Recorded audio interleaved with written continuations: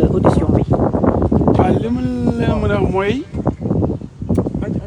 dañoo jaaxle ndax suba ba léegi nii may wax ak yéen amul fu ñu waxee ne Lat Diop dafa jël ñaar dërëm ci xaalis yi Lonase loolu mooy détournement neewuñu ko IGE wala Cour des comptes wala OFNAC dafa ni da nga fexe ba Lonase perte ñaar dërëm donc da ngaa détourné xaalisam da ngaa lekk xaalisu Lonase kenn ma su sa posé question bi par contre wane na ci interrogatoire bi ne moom bi mu ñëwee fekk na Lonase dañ ko doon nax di ko gaañ mu jëlee chiffre d'affaires bi 100 milliards ba 300 milliards ki mu jàppanteel muy Mohamed Dieng xam nga woon bet première bet xbet ak première bet ñaari mbir yooyu. da fekkoon muy fay 20 millions par mois Lonase de dommage bi mu ñëwee mu fexe ba Mohamed Dieng di fay woon xbet noonu la. première bet. wan mooy premier wan xbet la rek premier mooy wan noonu mu ma ne wan ni ma premier mooy un. donc wan xbet wala premier xbet benn la Mohamed Dieng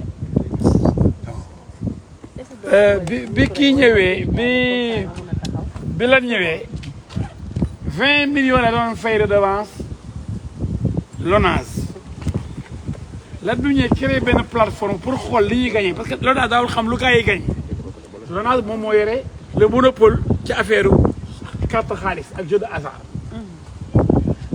Lat Diop créé benn plateforme bu ko may Lonase mu xam li gars yi gagné bañ ko xamee nag ca la Mohamed Dieng ak 1xBet di fay au lieu de 20 millions 2 milliards par mois loolu nag neexul Mohamed Dieng tey waxi Mohamed Dieng rek lañ doon wax ak lu muy sosalee Lat mi mere woon ndax da doon nax Lonase pour différence bi 2 milliards 100 fois 20 millions la Lat doon versé finalement tous les mois fekk Mohamed Dieng da doon nax Lonase di encaissé moom rek ay milliards sànni 20 millions weer bu dee Lonase plateforme bi la créé tax mu xam ne gis li ñuy gañe ñoom ñëpp di leen taxé tënk leen dañoo leen mën a téq loolu lañ nekk contentieux te yow tey suba ba ngoon jot affaire Mohamed Dieng la ñuy wax lu ne susal na ko Lat dem na ba ne Lat dafa am kër Grenoble Lat ne man xaw ma Grenoble donc boo seetloo ñaari yi ñu topp ñaari infraction yi mooy benn bi détournement de deniers publics waaw deniers publics kan la xaalis kan la laal Lonase bi doon jiitee newuñ ko nee na du IGE du Cour des comptes du OFNAC du sax rapport interne du kenn ku di Lat laal na ñaar dërëm même interrogatoire bi audition bi benn commissaire neewul Lat dañ ne dañ daa topp ñaar dërëm amul da nga yoreel dërëm Lonase da ngaa randal dërëm da ngaa sàcc ñaar dërëm amu ci kon bu ñu nee détournement ñun joobe nañ deuxième infraction ci les blanchiment mooy da ngaa détourné xaalis bi pour nëbb xaalis bi da tabax ci ay immeuble am nga sax France ay immeuble notamment Grenoble am nga fa immeuble Lat ni leen man de xaw ma Grenoble France da xaw ma Grenoble man de Paris laa xam ne Orléans bi sama doom juddoo waaye yàlla xam ne xaw ma Grenoble te aw ma immeuble ci àdduna bi yëpp waaye léegi néew ñu dafa sàcc ñaar dërëm néew yoreel na dërëm Lonase néew ñu randal na ñaar dërëm ci xaalis bi ko dénk Lonase kon lan la détourné ak comme détourné xaalisam waaw ñu ne dafa def blanchiment moo jël xaalis boobu mu sàcc jëlu ñaar dërëm de tabaxee ko ay immeuble Grenoble ñu ne ko waaw Lat Grenoble am nga fa immeuble mu ne man xaw ma Grenoble sax xaw ma fu mu féetee France xanaa ma ne fen yi ba ëpp na xanaa xam nga ne sos bi ëpp na waaye il fallait que tey ñu téye Lat ci ñaari point la ko téye de ci ñaari point benn amu ci xalaa joobi ngeen waaw nii daal la war a doxee nii daal c'est-à-dire da ngay toog du waxal la loo xam ne dara amu ci même bi dee laaj ñu la ci loolu dara parce que loolu ñu la laaj dañ cee tontu yu leer ba coow li yëpp tey diggante Mohamed Dieng la woon ak Lat mais lii Mohamed dafa porté plainte contre Lat bu dee noonu la ñu yaakaaree reddition des comptes ñu dañuy foog reddition des comptes dañu naan dénk nañ la boîte sangam ranal nga fa nangam wàññi nga xaalisu boîte ba sàcc nga fa nangam waaye barke alxuraan neewuñ ni Lat dafa laal ñaar dërëm ba léegi mënuñ ko wax détournement dañu am sax détourné nga 1 milliard wala 10 milliards wala 10 francs wala 2 francs wala 1000 francs waaye dara parce que détournement amul ci débat bi yëpp ci fin ba ci guddi gi amul. d'accord maître yaa ngi wax léegi Mouhamed Dieng dafa am ay kàddu yu mu doon wax di dugal Lat ndax dafa nekkoon ci salle bi. wala non ñëwul naka la ko doon waxee. non waxul dafa yónnee ay këyit. d'accord dafa jël ay affaire jël ay mbiram di sosal Lat. ay dossiers ay wax yoo xam ne moom kenn moo koy wax ay këyit yoo xam ne moom kenn moo ko bind loolu ça n'engage que lui du dëgg loolu nag ku mer la am na sax wax yu garaaw yu mu wax la loolu du ma ci loolu dafa ëpp dafa ëpp maa ngi tuuti nga waaw du ma ci wax loolu bis dana ñëw dinañ ci waxi bon waxal na lu garaaw la loolu luy tax boo ko joxoon tey paaka mu rendi Lat ndax li mu waxal Lat garaaw na loolu noonu mën na tax ko jox paaka ba rendi Lat néew na ko dana la tëj ah c'est nag bu dee nag néew na ko dana la tëj pour financier ñëw ñu jàppalu Lat tëj ko ndax Mouhamed Dieng ci LONASE porté plainte détourné wul ñaar dërëm nee ko lii nga yoreel LONASE ñu ne ko da ngaa détourné alal LONASE loolu moom jaaxal nañu tey dëgg fi la yennu tey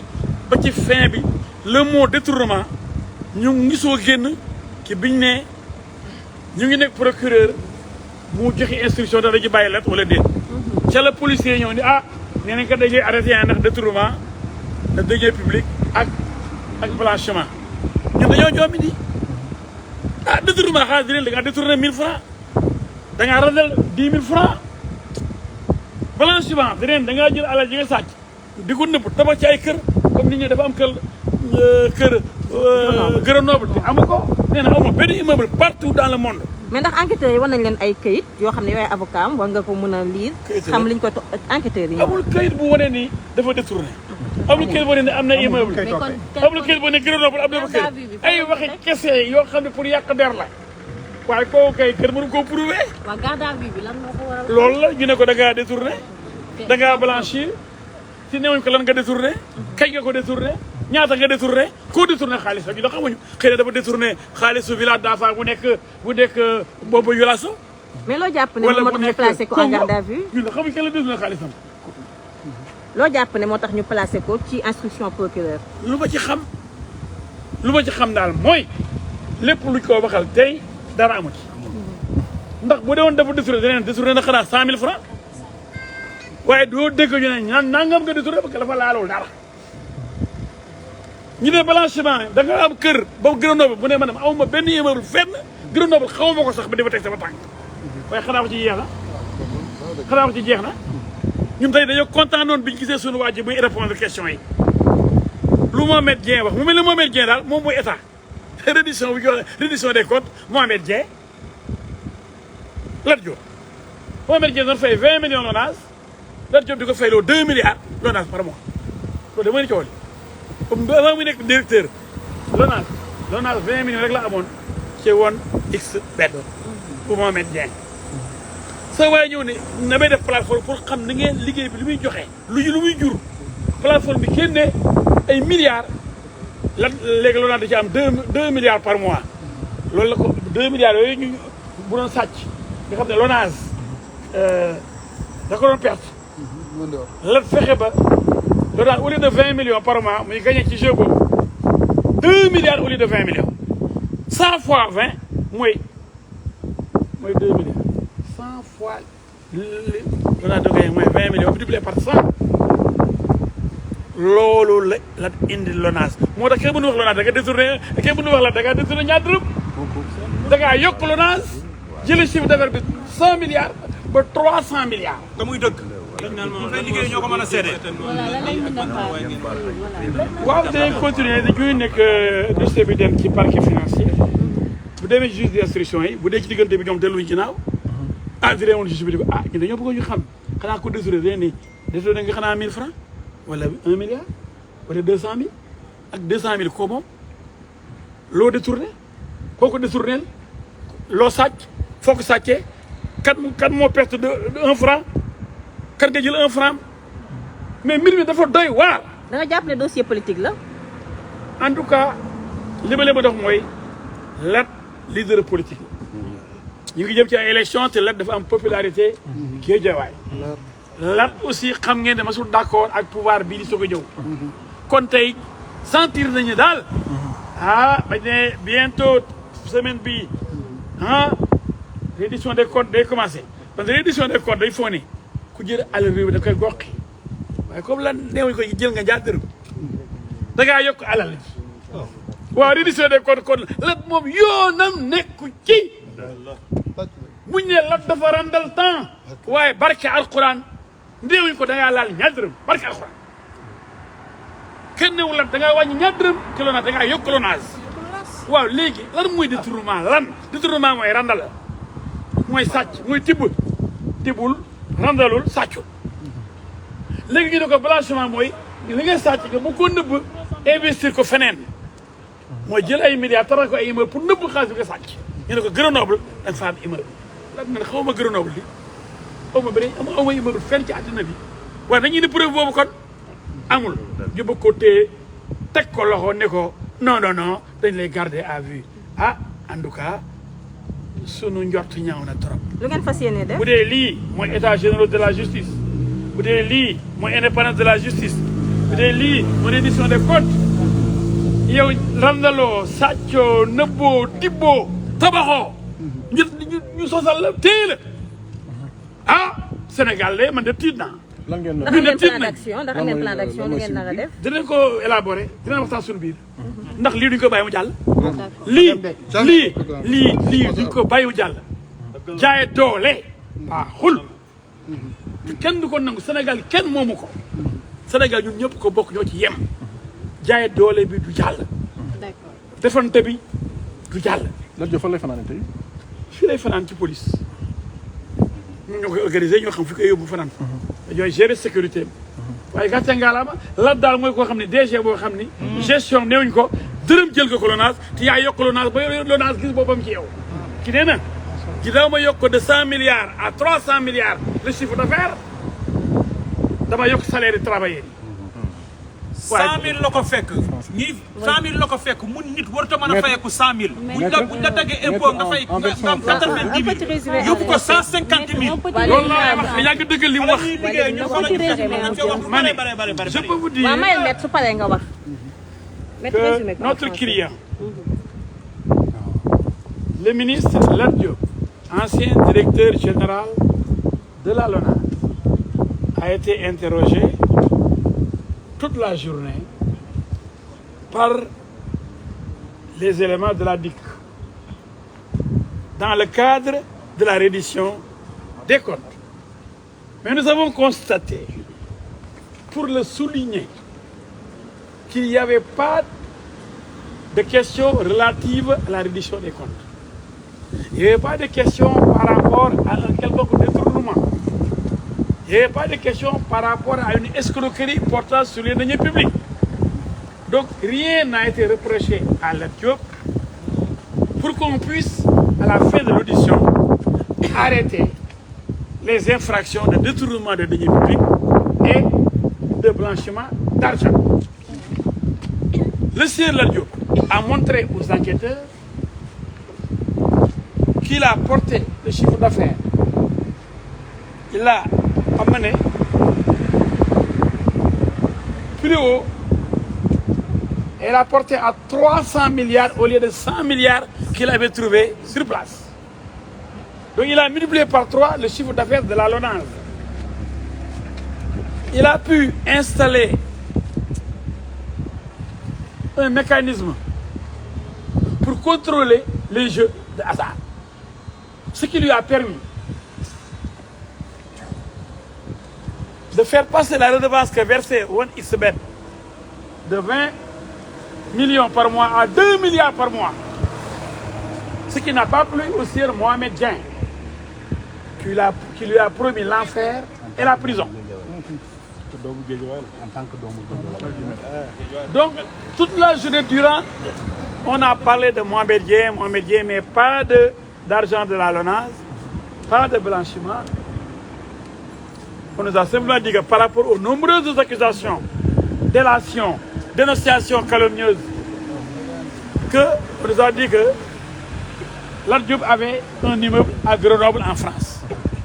Et qu'il avait d'autres immeubles aussi à Paris, ailleurs. Lui-même a dit que non seulement il n'a pas, il a répondu en disant que moi, comment montre ces immeubles? Parce que je n'ai pas un seul immeuble dans le monde, mais Grenoble, je ne connais pas. Je n'ai jamais mis les pieds à Grenoble. Je ne sais pas où se trouve Grenoble en France. C'est une ville que je ne connais pas, où je n'ai jamais mis les pieds. C'est ridicule. C'est ridicule. Nous, on s'attendait à la libération immédiate et sans condition de Lat Diop. Parce qu'on lui reproche rien du tout. Même les enquêteurs étaient surpris quand on leur a dit de le garder à vue.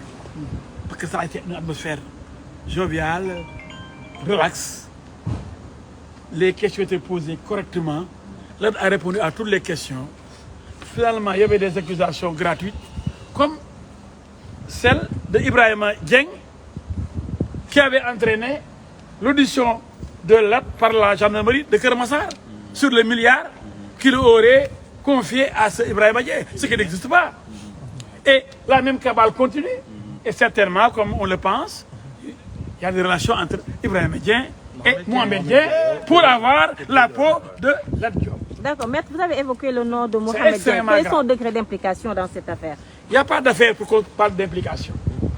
C'est une affaire inventée, créée de toutes pièces par Mohamed Diop, qui a dénoncé sans preuve Lat. Parce qu'il versait 20 millions à la LONASE avant l'arrivée de Lat. Et quand Lat est venu, il a trouvé le moyen de contrôler ce que gagnait OneXBet.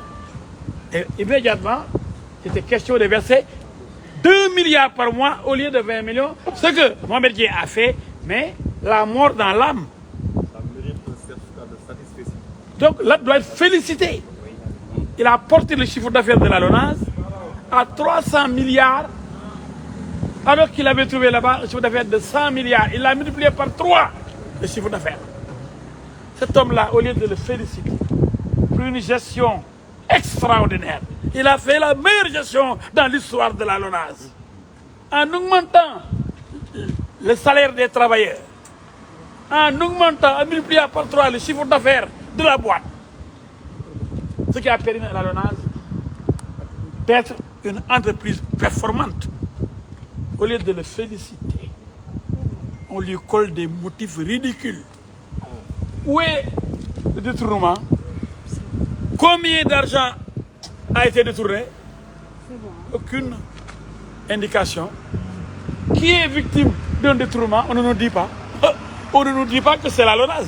Parce qu'on ne peut pas faire passer le chiffre d'affaires de 100 milliards à 300 milliards. Aucun corps de contrôle n'a pu épingler la gestion de Lat Diop. Aucun corps de contrôle, ni l'IGE, ni la Cour des comptes, ni l'OFNAC, aucun corps de contrôle n'a émis la moindre réserve ou la moindre critique sur la gestion de Lat Diop. Vous avez certainement un plan dire qu'il a d'action. détourné, il faut qu'on nous dise, il a détourné de l'argent pour Ngoné Saliou, pour quelqu'un d'autre. Et pour le moment, Il faut qu'on nous dise quelle somme et puis quelle somme. S'il a détourné, il a détourné l'argent de qui? Et combien? Ça, on ne l'a pas dit. Et malgré tout, il va croupir là-bas à la police, il va passer la nuit. Il est gardé à vue. Et blanchiment de capitaux, d'argent, on lui colle la constitution d'immeubles en France, et notamment à Grenoble. Il ne connaît même pas Grenoble. Il a dit à l'enquêteur de chercher, de fouiller. Lui, Lat Diop n'a aucun immeuble dans le monde. D'accord, votre plan d'action. Mais malgré tout, on lui demande de rester, d'être déféré. Mais quand même, la liberté n'a pas de prix. Respectons la liberté de l'homme, les droits de l'homme. Ce n'est pas normal, c'est pas digne. On veut humilier une personne qui a du mérite, qui a beaucoup fait pour sa nation, son pays, sa ville Guédiawaye, ses collaborateurs de la LONASE. Cet homme est un exemple. Il ne peut pas être un fossoyeur, il ne peut pas être un détourneur, il ne peut pas être un criminel ou un délinquant financier. Non. halte à l'injustice, halte à la force aveugle, halte à la vengeance.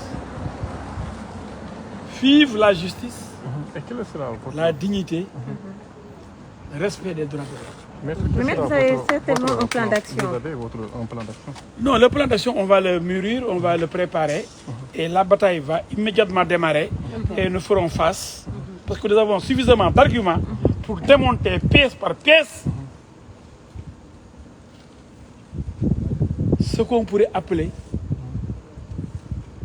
des infractions inexistantes, notamment un détournement de deniers publics qu'on ne peut pas identifier, qui ne porte sur aucune somme d'argent, qui porte préjudice à personne, qui n'existe pas donc, et un blanchiment qui n'existe pas, un immeuble qui n'existe pas à Grenoble. C'est totalement ridicule, c'est inacceptable. D'accord. Merci beaucoup. Merci, maître. Merci, maître. Jërëjëf. Voilà, chers internautes de Sans Limites TV.